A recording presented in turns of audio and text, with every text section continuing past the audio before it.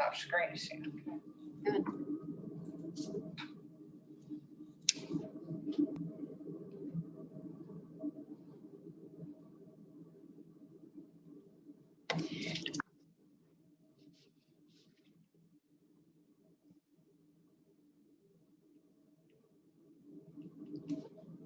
Good evening. Welcome to the 2020 Daniel Boone National Honor Society induction ceremony. My name is Terry Miller, and I am the advisor of the Daniel Boone chapter of the NHS.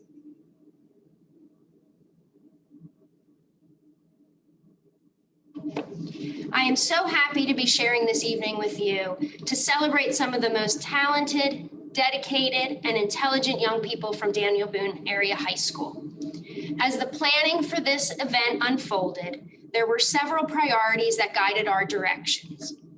We wanted the students and families to feel honored and involved in the ceremony, and we wanted to maintain some of the traditions of nearly 50 years of the National Honor Society at Daniel Boone. Thank you for being with us as we recognize the 2020 Daniel Boone Area High School National Honor Society inductees. If you would like to view a copy of our program for the evening, please go to the link that is being displayed on your screen.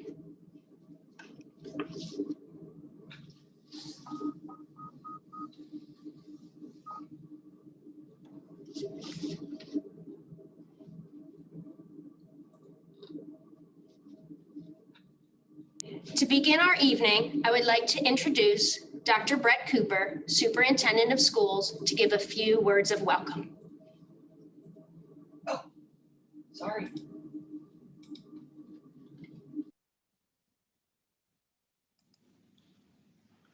Hey, thank you, Mrs. Miller.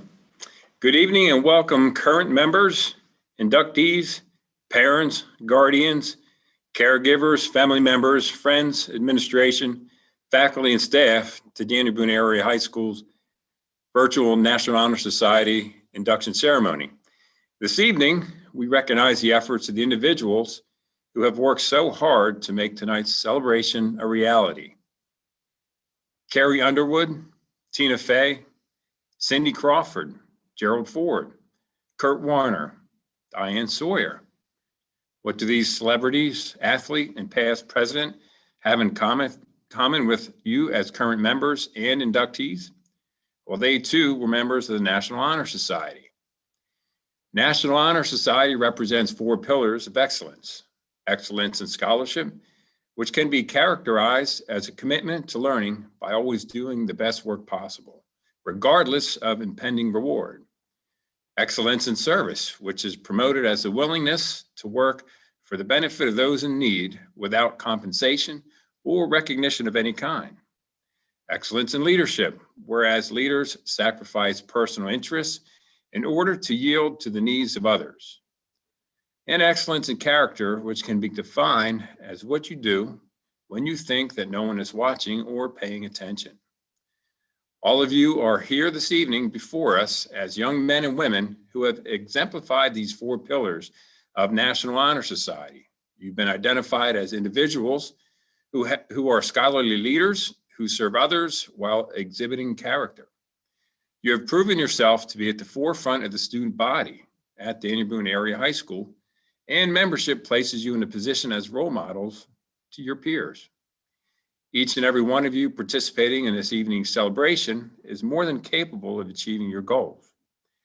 Continue with your academic prowess, remember to serve others, and continue to be the leaders that you are.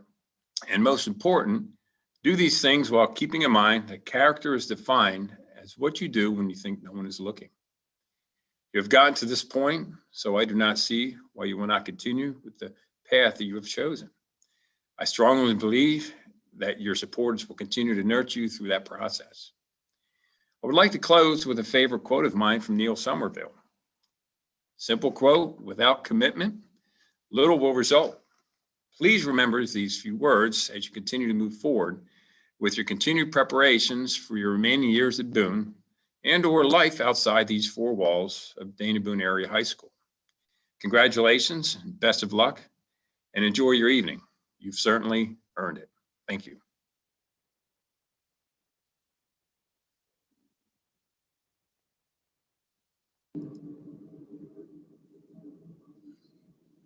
Thank you, Dr. Cooper, for sharing with us. Next, I would like to invite Mr. Aaron Spores, principal of the high school, to share a few words.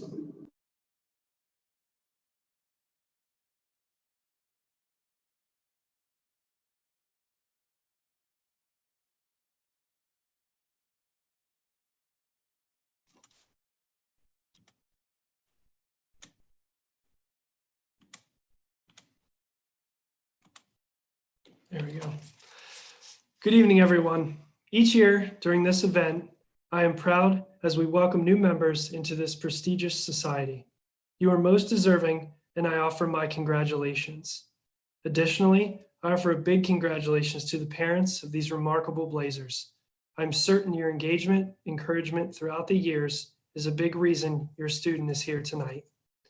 In this increasingly uncertain world, these students have persevered, risen, and embodied the 4 pillars of the National Honor Society's foundation. Your unwavering character, commitment to scholarship, dedication to service, and development of leadership are all inspiring and critically important to who you are and who we are at Daniel Boone Area High School. Current and future National Honor Society members, your ability to empower and guide are both greatly appreciated. You truly set the standard of excellence throughout our hallways and classrooms. Appreciate the journey, not just reaching your goals. And on behalf of the staff here at Daniel Boone Area High School, congratulations on your accomplishment. We are proud of you, Blazers.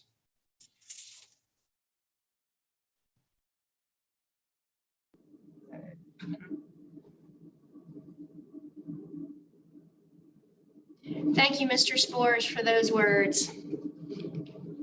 Again, I'd like to take a moment to address our new inductees. Tonight, you receive a reward for your diligent efforts in your schooling thus far. You have proven that you are students who have thrived both academically and in your service to the school and the community. To all of the parents and guardians of these fine students, thank you. The time, energy, sacrifice, and love you have poured into your children is obvious by their achievements. You have nurtured your children to become the people they are today. Their lives of service and scholarly achievement are a reflection of the priorities you have set in your households. I hope tonight both students and families feel celebrated. I give my congratulations to both the new inductees and the returning members for your outstanding achievements, and also congratulations to all of the parents for the work you have done to help your children achieve their goals. I would like to take some time to thank some groups and individuals who have helped to make this induction possible. First, thank you to the Daniel Boone Area School District Administration and the members of the Board of School Directors.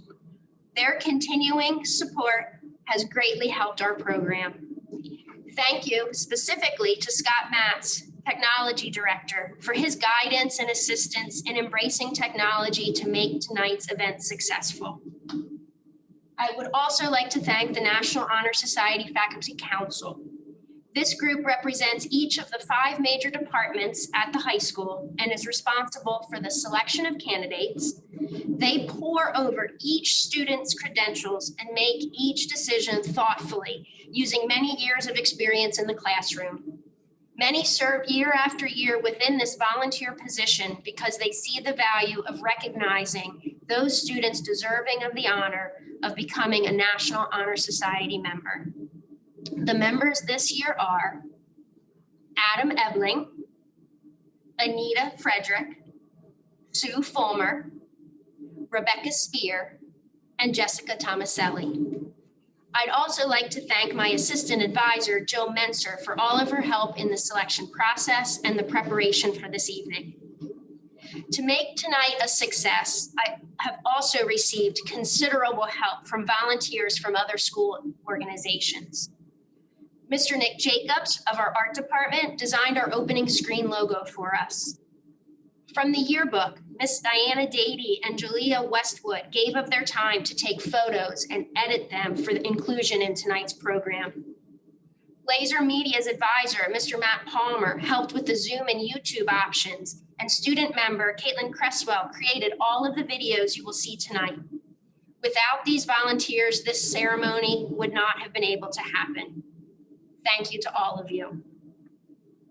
I would now like to introduce our guest speaker, Dr. Sarah Hayek, who pre-recorded a message for us. Dr. Sarah Hayek is a 2001 graduate of Daniel Boone High School. She received her PhD in inorganic chemistry from the University of Pennsylvania. She has taught at DeSales University since 2010. Her focus areas of research include the development of laboratory experiments for use in chemistry education, the synthesis of nanoparticles, and the synthesis of inorganic complexes. I am happy to introduce Dr. Sarah Hayek to you.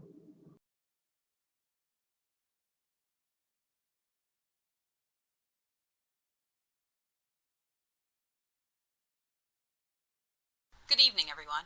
First, I would like to start by saying congratulations to all the students who are being inducted this evening. You have proven yourselves to be academically excellent, as well as important members in your community through your service and leadership. Congratulations to all the family and supporters of these students. I know they are excited to share this moment with you, even if it cannot be in person. Your presence here and in their lives has been critical in its importance. Thank you to the faculty and administrators who continue to push for excellence, preparing these students to meet every challenge that awaits them. Finally, I would also like to thank Mrs. Miller for her invitation to speak to you tonight. It is almost impossible to believe that it has been over 2 decades since I was inducted during her second year as advisor. Apparently, when I keep telling my students I'm not really that old, it's starting to be a lie. In my senior year as National Honor Society officer, I remember being asked to prepare a speech on one of the pillars of the society. This was one of those moments where I had a realization that perhaps I should have paid more attention to the officer responsibilities. And this was met with a special terror that comes along with being a high schooler asked to give a public speech to your peers and teachers. After a decade of teaching, I still get butterflies when I need to give a talk, especially when it's not about science. So to all of the officers out there, congratulations on your talks. I'm sure that your thoughts were beautiful and well thought out and well prepared. Well, I hope that I have grown in many ways since high school, thanks to many mentors pushing me along the way and lots of experiences outside of my comfort zone.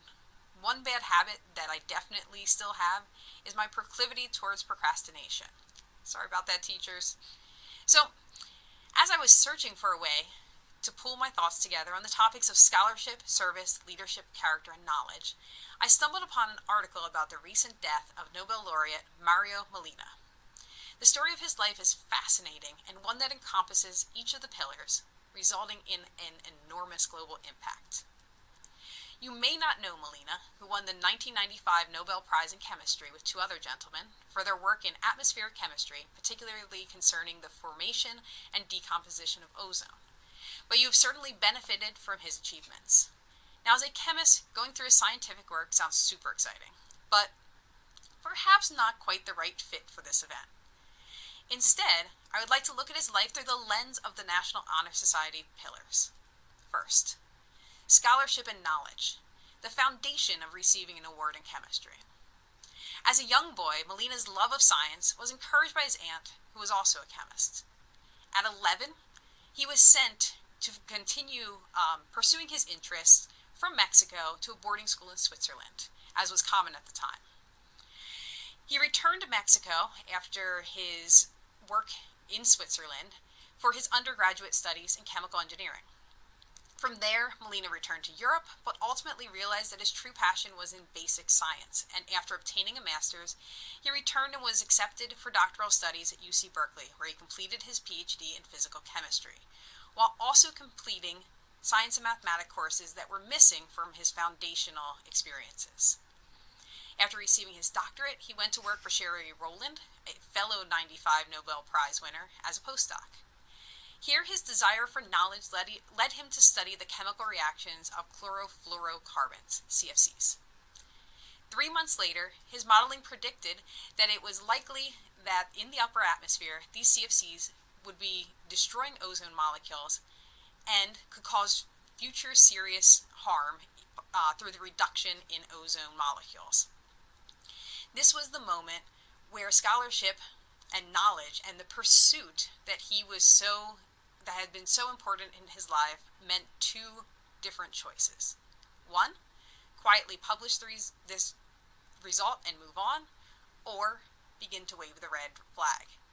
Now, many Nobel laureates are important because of their contributions to science. They're not necessarily major leaders or particularly good people. Mario Molina has the whole package, which brings us to his leadership and character. Molina, as a very young chemist, within his first few months of being a postdoc within this group, takes his findings to his boss, Roland, who believes him, and they publish the paper in 1974. After this, the two begin their campaign against CFCs, both in the scientific community and the public. Many of us who grew up in the late 80s and the early 90s remember the push toward less aerosols in hairsprays and different types of refrigeration gases. This is what his work pushed for and ultimately led toward things like citizen boycotts, which became important for this transition. Unsurprisingly, during this time, industries connected with CFCs felt threatened and attacked Molina for his work. Throughout this time, Molina's fellow advocate, Durwood Zalk, states he was a consummate gentleman. So this idea of taking your scholarship, taking your knowledge, and leading, taking it into the world, and while doing that, keeping your character is so critical. For over a decade, Molina and Roland continued to build the body of work and push toward regulation of CFCs, ultimately working on the foundation of what would become the Montreal Protocol. Finally, after a decade, in 1985, another group found direct evidence of the ozone hole over Antarctica. This confirmed the results and ultimately led to the ratification of the Montreal Protocol in 1987. This protocol was focused on transitioning away from CFCs toward gases that had less negative consequences toward the ozone hole. Ultimately, this is the work that won Molina and Roland their Nobel Prize in 1995. So, what do you do after an astounding early career? Service. Throughout the rest of his life, Molina continued to work on the evolution of the Montreal Protocol. This still exists today and has been focused on pushing toward not only work on gases that affect the ozone layer, but also are affecting climate change. He served on the U.S. President's Council of Advisors on Science and Technology. He co-chaired a Vatican workshop on climate change and worked as a leader serving many other climate organizations, all while continuing his life of active research. Up until the point of his death this year, when he was actively working on modeling the transmission of COVID-19. So at so many points, you can see how if he had lived without balance of the pillars, we have less significant results.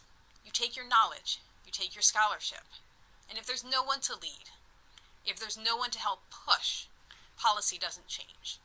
The results get lost in the annals of history and nothing changes. Great discoveries can languish when there are no great leaders.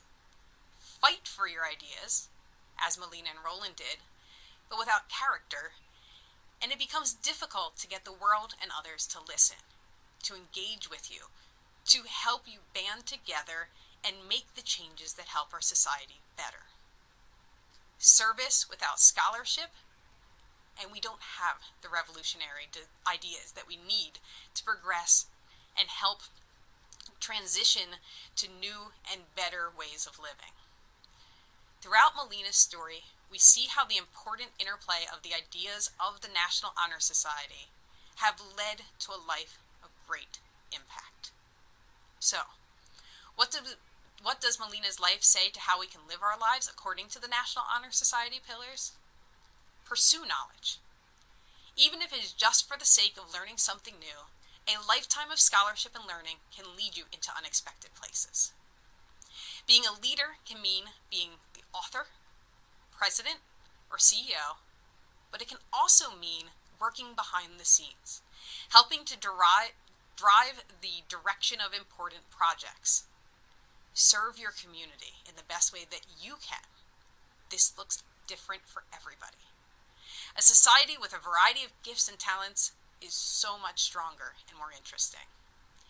And live a life of character. Be strong in your convictions, but be respectful of others. By pulling together all of these pillars, you can lead a great life. You can continue to impact your community and society for the positive throughout your life.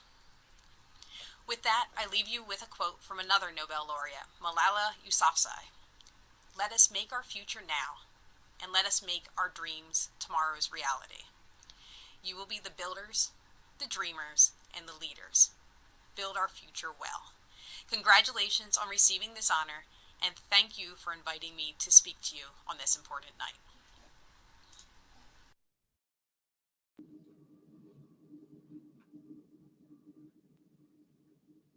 Thank you, Dr. Haig, for taking the time to prepare and share your thoughts with us.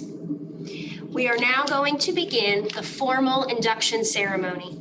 Each of our officers has prepared a speech reflecting their interpretation of the qualities personified by members of the National Honor Society. Erin Gowdy will begin by presenting her thoughts on knowledge.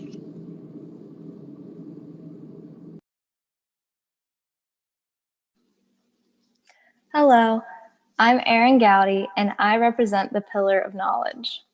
There was once a time when only a few people had access to knowledge. However, today we live in the information age, complete with the internet, which grants everyone an infinite access to knowledge. Now, our only restraint is lacking the drive to seek knowledge and use it. Knowledge is power, cried Sir Francis Bacon and countless successors. At first glance, knowledge might seem like nothing but a collection of facts, skills, and objects. However, on further review, the nature of knowledge is much more complex.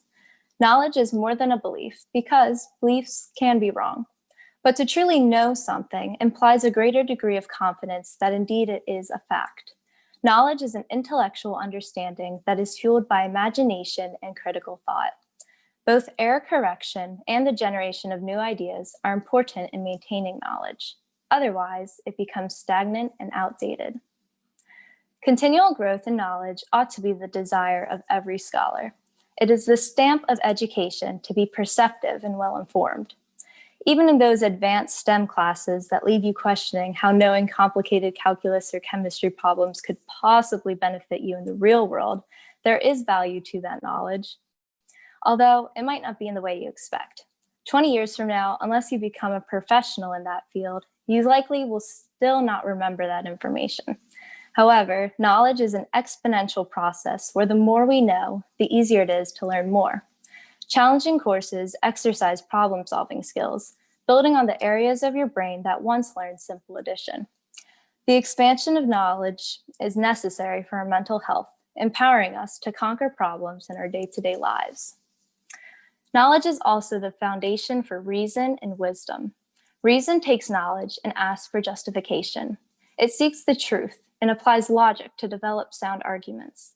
It doesn't just accept the facts, it challenges them. By letting knowledge transcend into reason, we become active components of society, using what we know to correct injustices and shape our world into a better place. Furthermore, using good judgment and experience to know what to do with our acquired knowledge is wisdom. By far, this is the ultimate tier of knowledge. Acting with wisdom not only proves a person academically advanced, but also sophisticated in character. As Theodore Roosevelt said, to educate a man in mind and not in morals is to educate a menace to society. After all, while knowledge is quite capable of empowering us to accomplish success, knowledge isn't everything. I would now like to introduce our Vice President, Annalise Pestich, to share her thoughts on scholarship.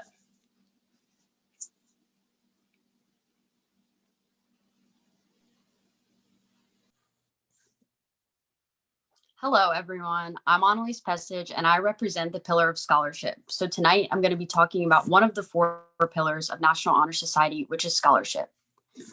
Oftentimes, people believe being a good scholar means doing well and getting good grades in school, but it is so much more than that. Being a scholar is not something that comes naturally. It involves hard work and dedication, and throughout your high school career, you have shown and expressed these qualities in many different ways. Scholarship doesn't just involve high school activities, but also includes doing things such as community service and helping out people in need, not only to benefit them, but to also make you a better person all around. Scholarship means you are dedicated and committed to learning, which is something so important even after you graduate high school. As humans, we are constantly learning new things, and being open and willing to accept new ideas and challenges is all part of being a good scholar. In no way is any single person perfect, so scholarship is a characteristic built around imperfections. Although you may not have gotten the grade you hoped for on a test, or you didn't get the score you needed on your SAT, your work ethic and dedication you put toward accomplishing a specific goal is really what it's all about. I hope that as you move throughout your life past high school and even after college, you continue to not let certain obstacles get in your way and always be prepared for whatever comes your way. I also hope you continue to and never stop learning, because education is so important and something that is ultimately responsible for making you the scholar you are today. Now, I would like to introduce our recording secretary, Lexi Miller, to present on leadership.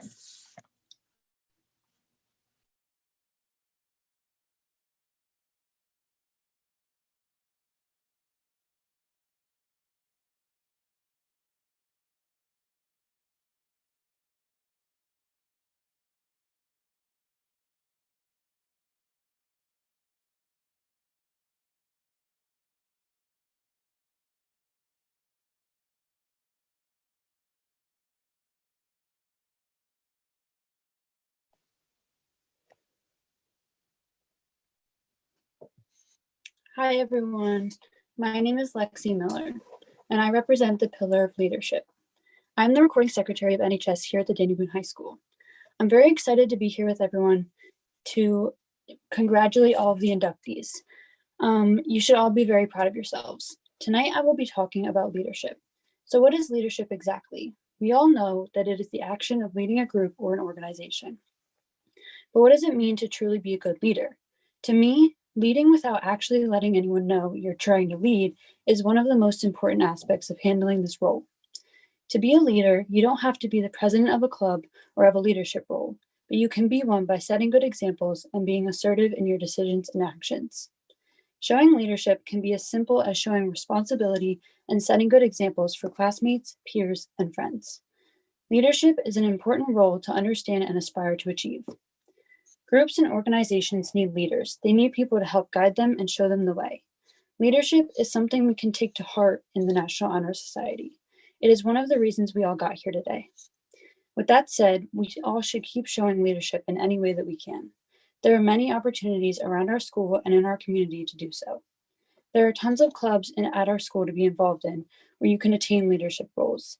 Getting involved around the school helps you in so many ways, such as meeting new people and learning new skills and responsibilities. I know all of you have the abilities to be outstanding leaders, and I wish you all the best for the remainder of your high school and college careers. I would like to introduce our corresponding secretary, Mia Bishop, to share her thoughts on character.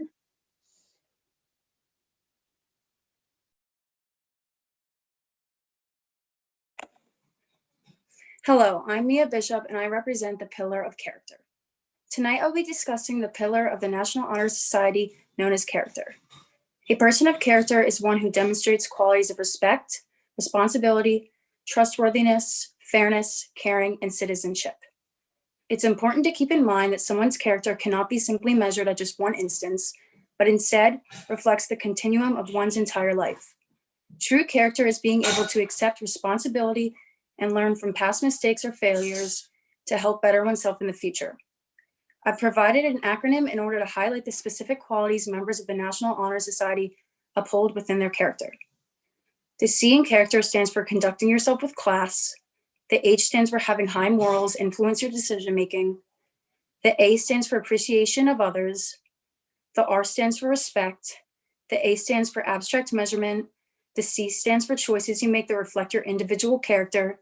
And the T stands for true to yourself. The E stands for entertain and consider other opinions with an open mind. And finally, the last R stands for right and selfless decision making. All of the new inductees gathered here virtually tonight have all demonstrated these traits and proven their character by showing their individual true integrity and honor, even in the face of adversity. I would like now to introduce our treasurer, Haley Kaba, to present on service.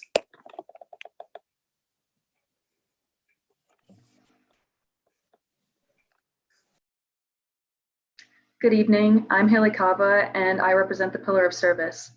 Everyone present today has engaged in some act of service, whether that be volunteering at a soup kitchen, donating various items to charity, or helping someone mow their lawn. These acts of service are not done for the sole purpose of earning money, yet they are instead done out of the goodness of our hearts. Helping others teaches us selflessness and gives us a sense of accomplishment, knowing that we have been able to empower an individual or a family in need. Service teaches us humbleness and to always put others before ourselves. We perform acts of service in the hopes that when we are in need, others will return the favor. A sense of trust and solidarity can be formed with our peers and neighbors through service, and it allows us to always protect and boost one another, giving us safety and comfort. The year 2020 has put a strain on physical acts of service. With the current restrictions on public activity, participating in any hands-on service is a difficult task. However, the pandemic has cast a light on more verbal and conscious forms of service. In a saying by Howard Zinn, he states that small acts, when multiplied by millions of people, can transform the world. During the coronavirus pandemic, small acts of service can do wonders, such as wearing a mask, refraining from hanging out in large groups, and staying socially distant from others. These conscious efforts, though they are trivial, can prevent the spread of disease and protect others who are easily susceptible. Those with health risks, and even those who do not wish to contract the virus, have immense gratitude and respect for these minuscule acts of kindness. Most importantly, the greatest acts of service during this trying year were performed by our healthcare workers. These individuals are on the front lines, battling COVID-19 and putting themselves at risk to ensure the health and safety of others. Their bravery saves thousands of lives, and it cannot be appreciated enough. Without their courage and assistance, the world would be a much darker place. To all of the current and future healthcare workers, emergency responders, and biochemists attending this ceremony today, thank you, for every day is a universal, tremendous act of service. Now, I would like to reintroduce Mrs. Miller, NHS Advisor.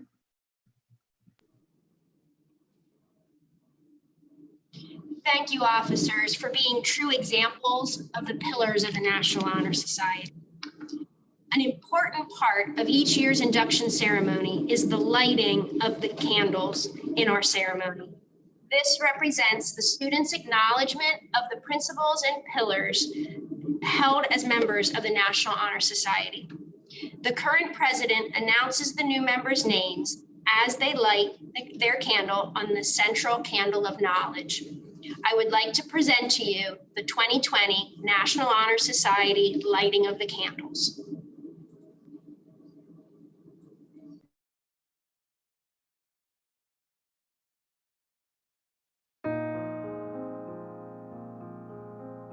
Natalie Alexander, Natalie Armbruster, Mackenzie Brundle, Devin Brennan, Luke Britton, Renee Camburn,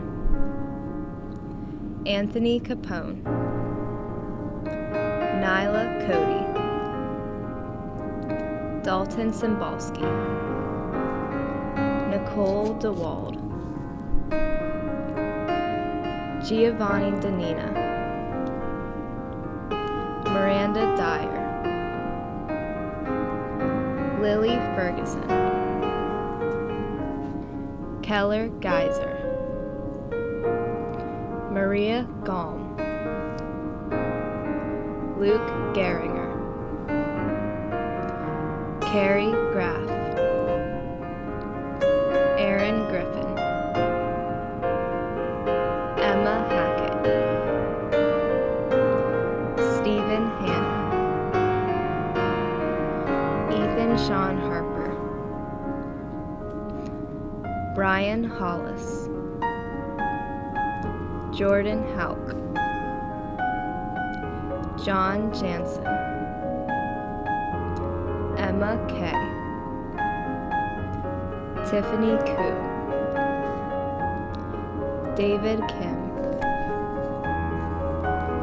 Maya Cockle, Kylie McEntee,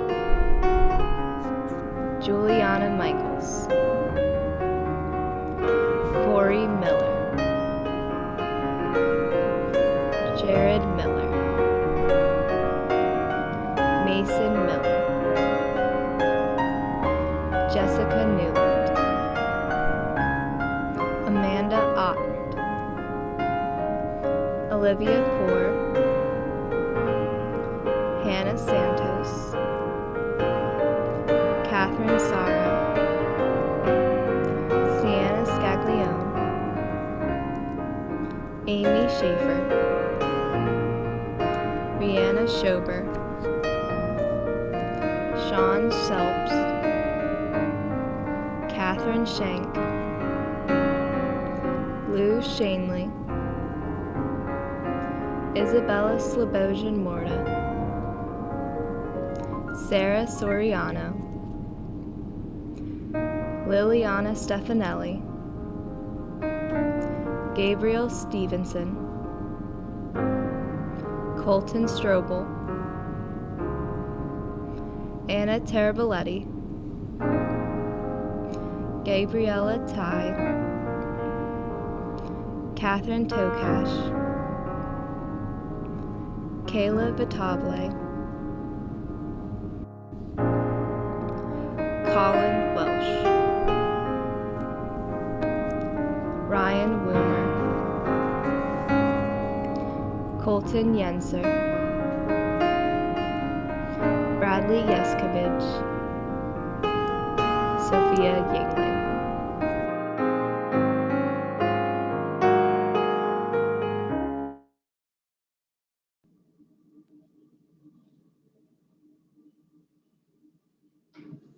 The final step in becoming a full member of the National Honor Society of Daniel Boone is saying the National Honor Society Pledge. Each new inductee was recorded saying the pledge and now joins as part of a long history of Daniel Boone Area High School National Honor Society members. Please watch and listen.